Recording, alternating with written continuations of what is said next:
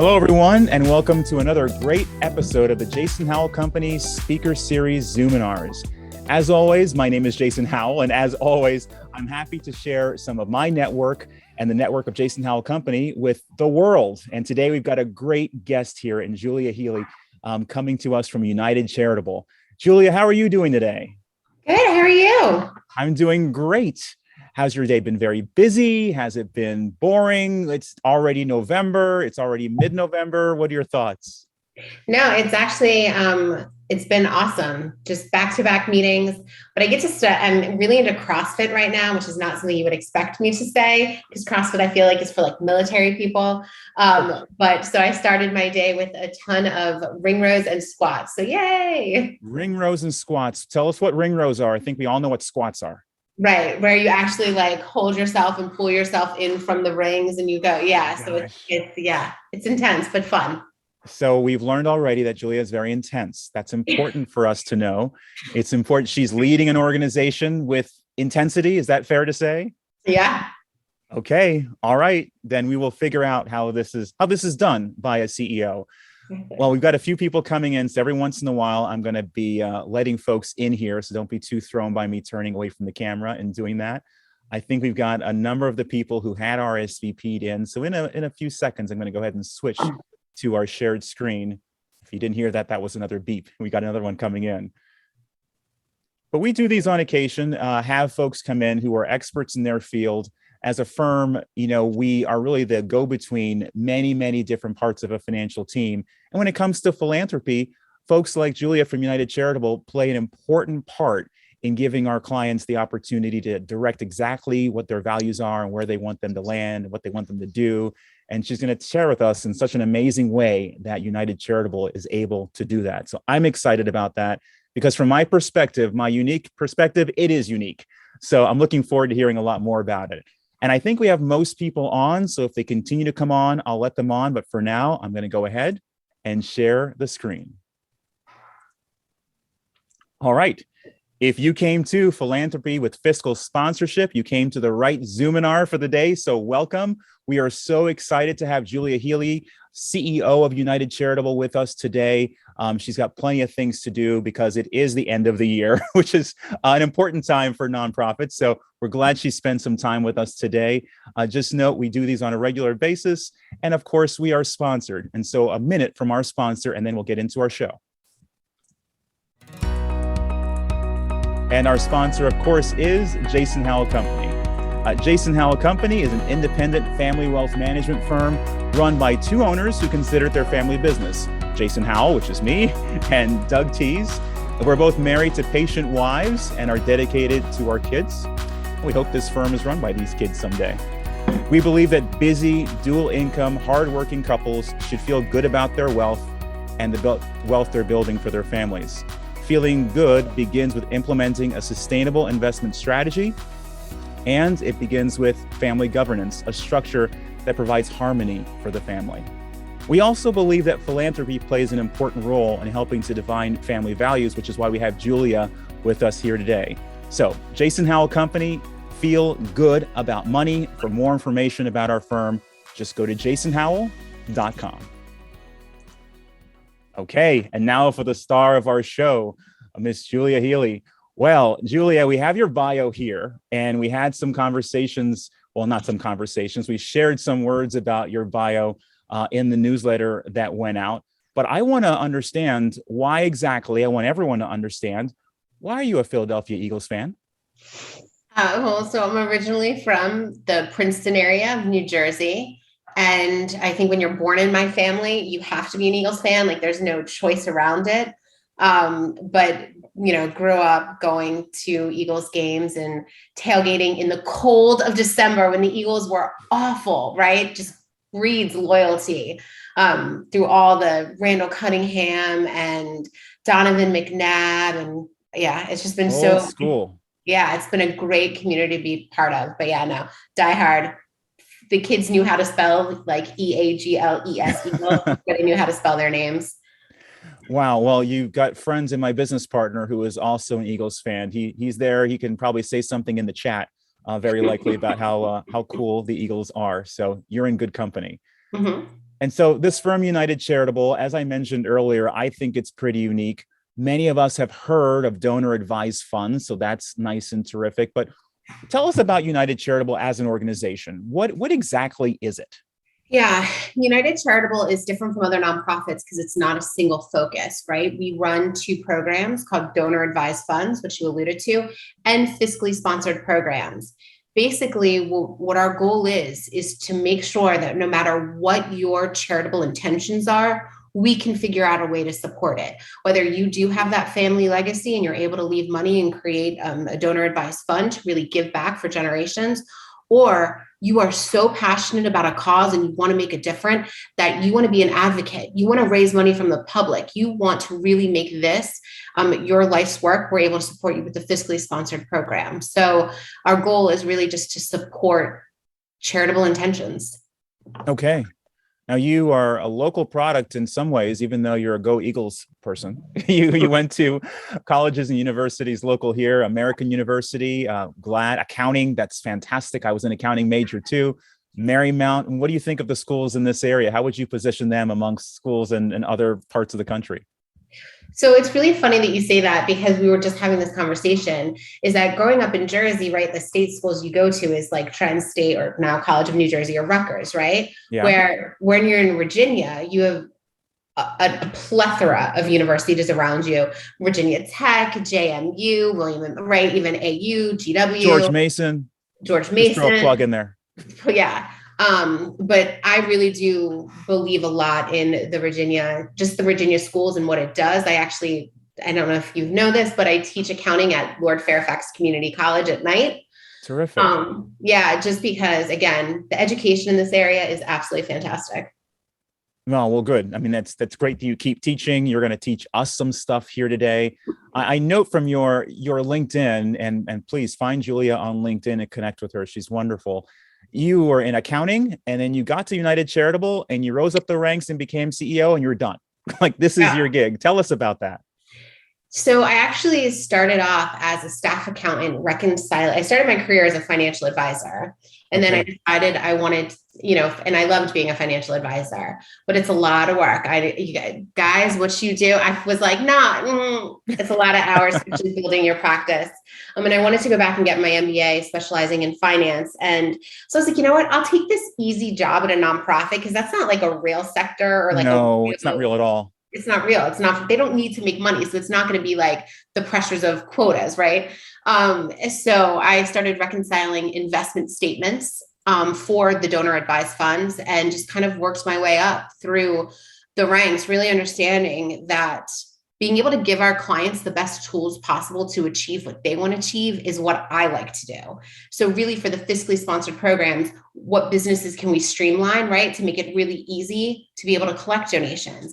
For the donor advised funds, how can we make it as seamless as possible to recommend those grants to charities? So really being able to hold a lot of the accounting rules in there has given me just an overview of the organization that really takes it, as much as I am heart-centered and focused of we are a nonprofit, but really streamlining a lot of the operations to make sure that we're doing the best that we can for our clients.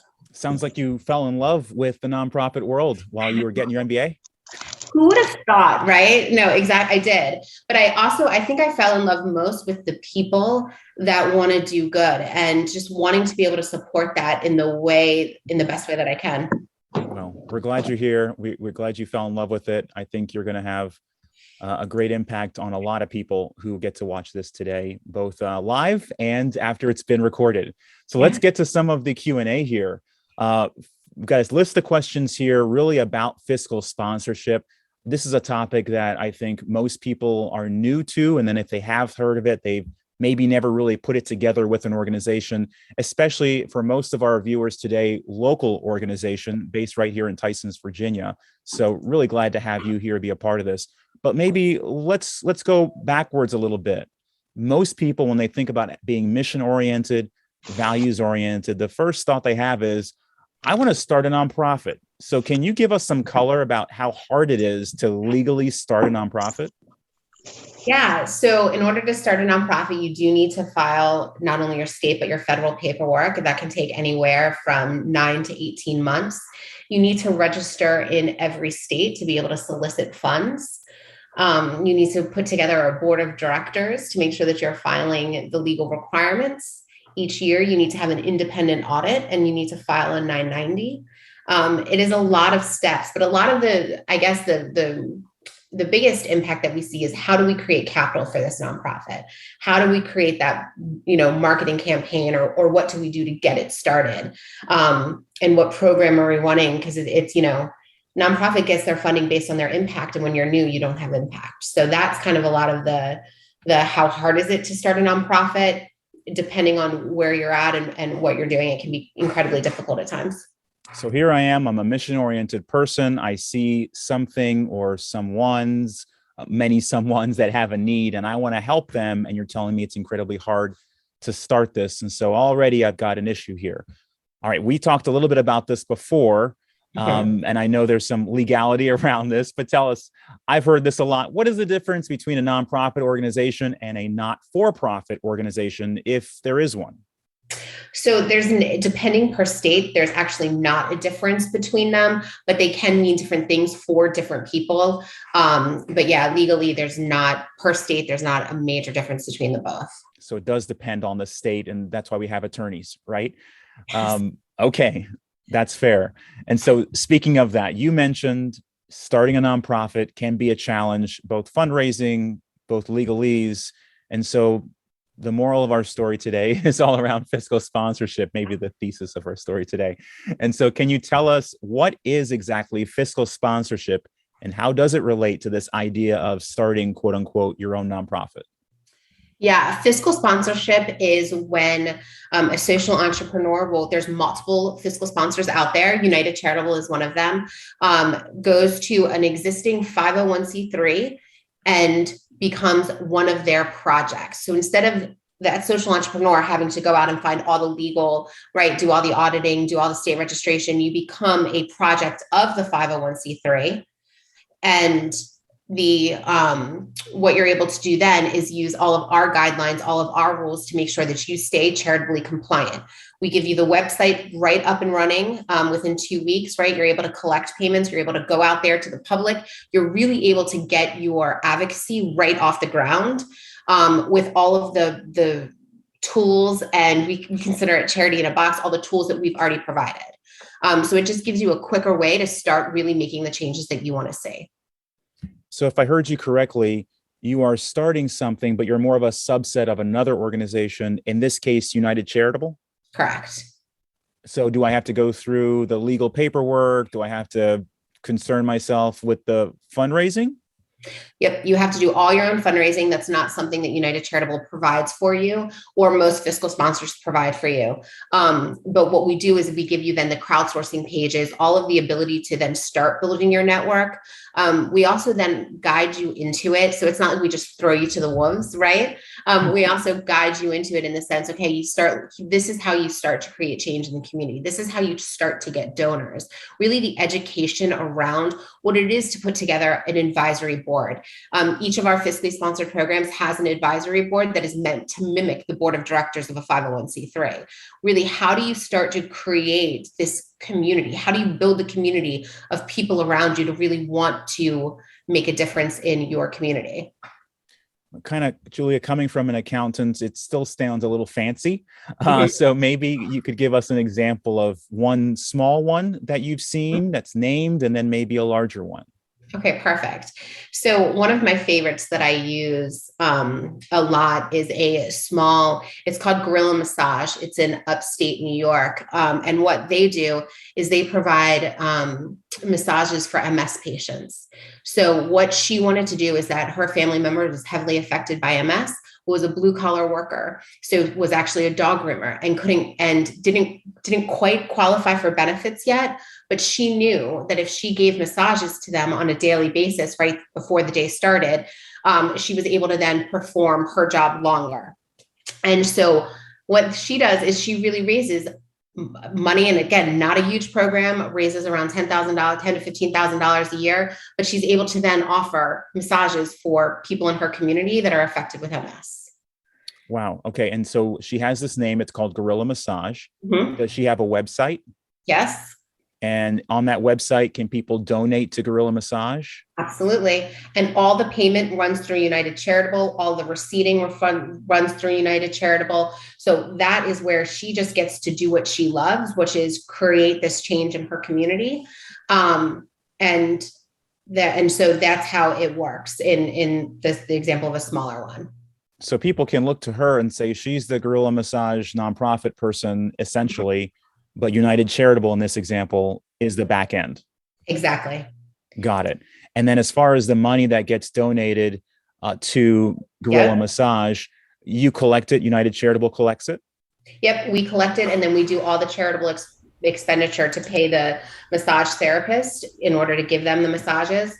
So we do all of the expenditure responsibility to make sure that every charitable dollar that's collected is when it's spent out, that it is in full compliance with all IRS regulations. Got it. So because you have the 501c3 letter, right? The tax deductibility letter as United Charitable. Correct. And so if she came up to you and said, wow, we just raised $10,000 last week and I could use, for example, a new car to get around. Right. And that would be really cool. Can you just go ahead and give that to me? Could she do that? Absolutely not. Okay. And that's because your attorneys wouldn't even allow it because you're on the line. Correct. Exactly. Okay. That's why when we bring on, if we only sponsor about 100 programs at a time, when we bring them on, we make sure that we know what their mission is. So even for example, if they came to us and they said, hey, listen, we need to buy bathing suits for, the local kids in the community, that wouldn't be a charitable expenditure that we would approve. But for our swimming program, Kels Kids, that's absolutely a charitable expenditure that we would approve. So really the key is making sure that we understand what the mission is and what the projects and how it's running to make sure that everything stays compliant. Got it. So if I have an idea that is charitable in mind, I could work with United Charitable, and almost like an attorney, you have your own attorneys and other compliance folks, you're going to guide me along and say, well, hey, this is what's going to be useful for those funds. So quote unquote, deductible expenses. And these are the ways you can raise the money, and here are the tools and all of that. But it's still responsible that I do the work for a smaller one anyway. Yeah. Give us an example about one that's a little bit larger, and then we've got a question in the chat. But give us an example of an organization that might be larger that United Charitable also supports. Yeah. So our biggest one right now is Foundation Against Intolerance and Racism, and they use us. They've raised quite a bit of money in the millions, and they actually have employees with us. They really run all of their programming around our back office. So they are not responsible for their charitable dollars. They're not responsible for any of that. And so that's really one of our biggest ones, in the sense that they do a lot of curriculum-based training. So they really want to change the way that racism is talked about in schools. And so they hire a lot of teachers. Their expenditure of responsibility is a lot more research and teachers about creating this curriculum and then implementing it into the school program. So their charitable expenditures are so different, right? All of our charitable expenditures are so different, but they really get to take advantage of. They don't have to figure out their payroll per state, and they even payroll per state is, as my controller says, Julia, do never hire anybody from certain states. I will not name them, just in case of, making people feel excluded. But yeah. Hopefully it's not Philadelphia. No. Pennsylvania is wonderful as always. Yeah. Okay. Someone in Philadelphia. There's a question here in the chat. I forgot her name that had that Guerrilla Massage, but did she need to have a separate tax identification number, or did she use United Charitable's? She uses United Charitables, and on every one of our fiscal sponsors, they'll have their own branding, they'll have their own logo, but you will see, Foundation Against Intolerance and Racism is fiscally sponsored by United Charitable, and it'll list our TIN number. And so on her tax return, they write down, Guerrilla Massage fiscally sponsored by United Charitable. On whose tax return? On the donor. Yep. No, the donor will get a receipt from United Charitable. Okay. So it'll say United Charitable on the donor receipt. Correct. Got it. tell us once more on that bigger one that you mentioned. I forgot the name. You can repeat it. That Yeah. bigger one where there's actual staff, it seems that you have. Do those staff people work for this gentleman, or do they work for United Charitable? How does that work? They work for United Charitable. So that's one of the big benefits of fiscal sponsorship, is that you don't have to figure out your own payroll employees. You don't have to figure out any of that. You just fall into our existing infrastructure, which makes it a lot easier when you can fall into an infrastructure rather than trying to create your own. Wow. Okay. So I think we learned a good bit here. We can start, quote unquote, a nonprofit. Really, it's United Charitable or any fiscal sponsored type company. And we can name it what we'd like, and we can have a website, and there can be a link for donating, and there can be everything that really has the feel of a nonprofit, and our families could donate to it. Our friends could donate to it, our coworkers. Right. That's kind of the big, and I'll kind of move into your next question, the big difference between fiscal sponsorship and donor advised fund. Okay. That's kind of your big difference right there. So if you are the program manager and you are going out there and you're paying charitable expenditures, your family members actually cannot donate. There has to be a wall there between you, especially if you are being paid for what you're doing, as being the leader of the fiscally sponsored creator, or what we call the program manager. So that is the kind of the difference. With the donor advised fund, what you're able to do is you're able to donate your own personal money into the donor advised fund and then advise where it can go. But here it can only go to 501c3, religious organizations, or educational institutions. It cannot be used for charitable expenditures. Got it. So just to separate those, that following question was, how is it different from a donor advised fund? If I started a nonprofit through United Charitable fiscal sponsorship, I can actually execute with the dollars on the mission. With a donor advised fund, I can raise money with family, but I have to pick actual 501c3s that it goes to. Correct. Okay. Any questions on that for anyone in the chat? Please throw that in there. So that's a difference. So if I say to you, why would I do a fiscal sponsorship when I could just do a donor advised fund? What would you say? Fiscal sponsorship is more about advocacy and the fact that you want to see it change a different way than just seeing it differently than just partnering with a nonprofit. So, for example, for Foundation Against Racism, there's a ton of wonderful organizations that they could have gone to and just given their money to, right? Yep. But this way gives them the ability to see the change in the way that they want to see it, to build the program that they want, that more hands-on approach, that they can measure their own impact, that they're not falling in line with another program.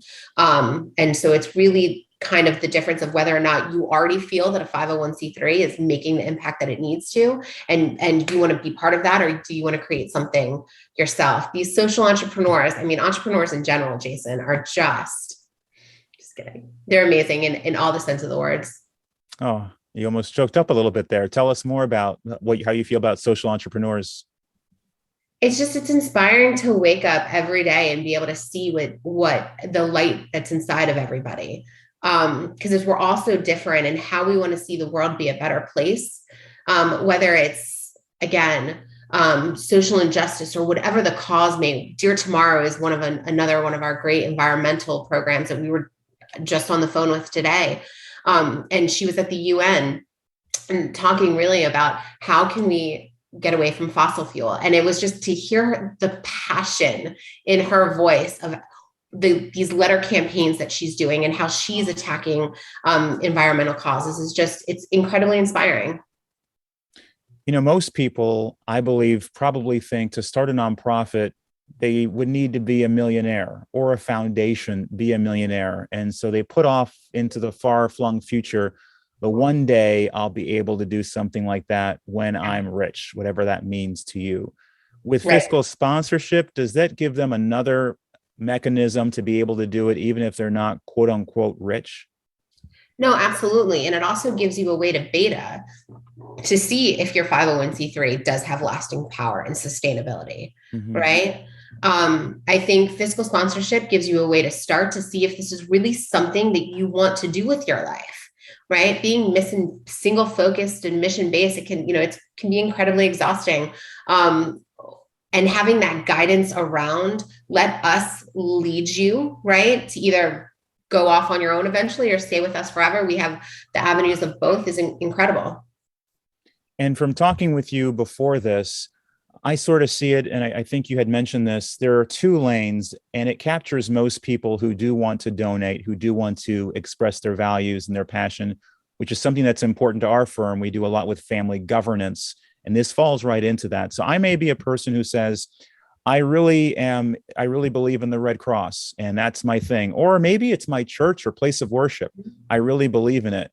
It sounds like, well, I could set up a donor advised fund, and I can have friends and family donate to the Jason Howell Donor Advised Fund, and that fund specifically takes care of my church or the orphanage or the Boys and Girls Club in my local domain. Or I could say the same thing and said, well, the reason I'd like my church is because they take care of the hungry in Arlington, Virginia over at AFAC. And so I could actually take care of the hungry specifically if I started a fiscal sponsorship. So I kind of have two lanes where I can actively do this stuff. Like you said, I could see it. Or I could get people rallied around these particular nonprofits, and I could send an email out and get donations that way to those nonprofits. Absolutely. And I think what we're seeing too now is the next generation, right, that wants to be more involved in their philanthropy or wants to be more involved in an influencing way. We can now see, okay, instead of birthday presents or graduation presents, donate to my donor advised fund. Right. I really want to do this, or I'm really going to support this. And you really do change that conversation around next generation when you talk about where you're giving, how you're giving. Are you giving treasure? Are you giving time? All of that fun stuff. Well, terrific. Well, what I'm going to do here is I'm going to stop the share. Even though we've had a beautiful big picture of Julia, we're going to have a live photo of Julia here in a second. So brace yourselves. And I just want to thank you, Julia, for educating us on this difference between donor advised fund and fiscal sponsorship. And the fact that you, as United Charitable, you do both. So you can get both of what you need, which is kind of nice. And I see there's something here in the chat. See if it's a question. When a not-for-profit has a fiscal sponsor like United Charitable, what are the legal obligations for that relationship? For example, can the not-for-profit simply end the fiscal sponsorship at any time? There's a question. That's a great question. So if it's for cause, yes. So if you are promoting something that does not sit within their fiscal sponsor contract, yes, we can end it at any time for that reason. But other than that, if we find that whether or not you're not meeting the missions or raising enough money, we'll work with you to determine really what's the next step or what we can do to work together. Okay, terrific. Well, before we go, I would just like to hear from you, someone who was, going all the way with a master's in business administration. You were going to change the world. You were going to do startups, and somehow you fell into the nonprofit space and you stayed. And so, and you almost teared up when we mentioned social entrepreneurship. So how can we today, or before the end of the year, or beginning in 2022, what's one thing we can do to begin our social entrepreneurship journey? That's such a great question. Honestly, I think really trying to figure out or determine what your personal mission would be around your philanthropy, doing some value exercises around that. I think everybody gets so intimidated when they want to get started. And seriously, sit down and answer simple questions like, growing up, when you got to participate or be part of what community, when you felt you were doing the best, did you enjoy the most? What was the best gift that you've ever given? Or really kind of just thinking around that, right? We have a list of questions that we can give out that really kind of get to that point of like, really, where have I made the most impact? And sometimes, Jason, it won't be the time you wrote the biggest check, right? Wow. It'll be the time when you really were in there with a team of people fixing something or helping in some way or building a community in some way. So just kind of think back around those times and figure out, and then talk to your financial professionals, right, around, okay, well, how can I make this more into a reality? Julia Healey, CEO of United Charitable, big Eagles fan, go Eagles. Thank you so much for being with us. And to the rest of you, we will now yield the balance of your Wednesday. Take care.